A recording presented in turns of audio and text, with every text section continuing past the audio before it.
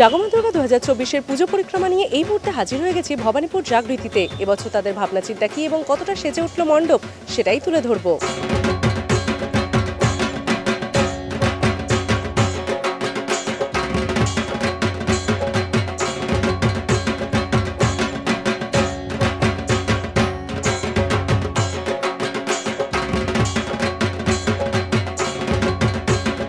জাগৃতি ভবানীপুরের এবছরের বিষয়ভাবনা হচ্ছে সংকল্প।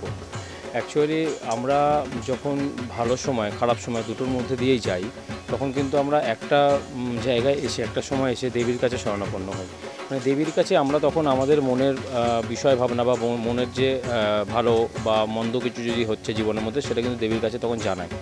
দেবী কিন্তু সেই সময় আমাদের ওপর একটা কৃপাদৃষ্টি দেন, এবং সেই কৃপাদৃষ্টি অ্যাকচুয়ালিভাবে আমরা এখানে দেখাচ্ছি যে কৃপাদৃষ্টি বলে অ্যাকচুয়ালি যেটা তৈরি হয় সেটা হচ্ছে একটা পজিটিভ ভাইবনেস। আমাদের মধ্যে যখন একটা পজিটিভ ভাইবনেস তৈরি হয়, তখন অটোমেটিক্যালি আপকামিং ডেজের খারাপ সময়গুলো কেটে যেতে থাকে বা ভালো সময়গুলো আর একটু ভালো হতে থাকে। তো সেই বিষয়বস্তুকে নিয়ে সংকল্পের বিষয়বস্তু বা মানে পুজোর সময় পুজোর যে সামগ্রী, সেই বিষয়বস্তুকে ধরেই বা সেই বিষয়বস্তু দিয়েই আমরা মণ্ডপটা সেজে উঠছে। সাবেকির সঙ্গে থিমকে মিলিয়েই সামঞ্জস্য করে এখানে মাতৃপ্রতিমার রূপ ধারণ হচ্ছে।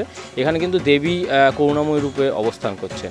মানে দেবীর মানে এখানে হচ্ছে আমরা দেখাচ্ছি অসুর দেবীর কাছে শরণাপন্ন হয়েছেন, এবং তার যে অশরীরী মানে যে বিষয় ভাবনা বা তার যে চিন্তাধারা, তাকে তিনি দেবীর কাছে সংকল্প করছেন যে মা আমার অশরীরী বা অশুভ চিন্তাগুলোকে হরণ করো এবং আমার শুভ চেতনার উদয় করো। এই রূপে দেবী এখানে তৈরি হচ্ছে।